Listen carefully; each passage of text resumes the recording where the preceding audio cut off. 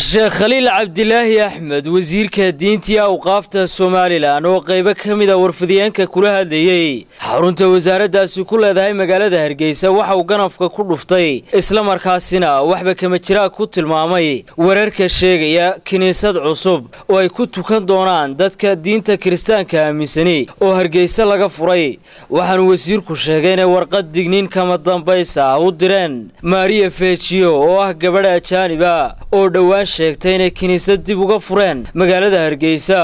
waxaanu uga digay inaanay munaasabadaha ka jeedinin waxyaabaha looga shakin karo fidinta diin aan ahayn diinta Islaamka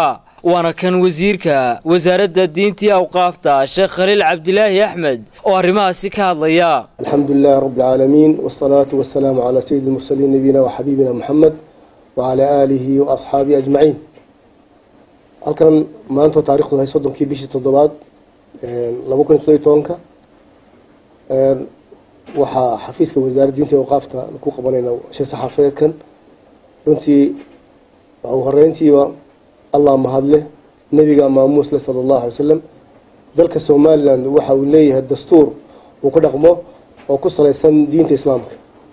dastuurkuna ma ogola in diin islaam ahayn lagu fidiyo geyiga Soomaaliland midna mana ogola inay dadka Soomaaliland diintooda bedelaan shariicada islaamka iyo dastuurka Soomaaliland kama soo horjeedo dadka ahlul kitaabku inay dalkeena yimaadaan oo ay ka shaqeystaan ama sifo sharci ah nugula joogaan mana diidayso inay dalka ku cibaadaystaan goobihii ay hore u lahaayeen ee dhisnaa ilaa xilligii Ingiriiska 7 sano ka hor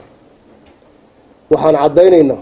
in aanay jirin kaniisad cusub oo Hargeysa laga dhisay sida lagu faafiyay saxaafadda sawirro aan xaqiiqada ka turjumaynin oo been abuur ah lamana ogola in kaniisad cusub laga dhiso geyiga Soomaaliland waxa cadho iyo buuq ka dhashay hadal ay gabadh ajnabi ka tiri madal lagu falanqeynayay horumarka ay keento mutadawacnimadu ama iska wax u qabsashadu oo ka dhacay jaamacadda Alfa oo loo turjuntay inay dawladdu ogolaatay dhismo kaniisad cusub oo laga dhisay Hargeysa taasi oo ah mid aan waxba ka jirin haweeneydaasi xafiiskeedii waxaan u qornay warqad digniin kama dambaysa oo laga digayo wixii hadal ama fal loo turjuman karo fidin diimeed ugu dambeyntii dawladda Soomaaliland ee hadda talada haysa waxay ku suntantay kor u qaadida wacyiga diinta Islaamka iyo horumarinta arrimaha diinta sida idaacadda Qur'aanka Kariimka barnaamijyada kala duwan ee wacyigelinta diinta ee ka socota warbaahinta dawladda وعيدروس عبد الله إسماعيل بيرشيا تلفزيون عالمي Somali Cable Hargeysa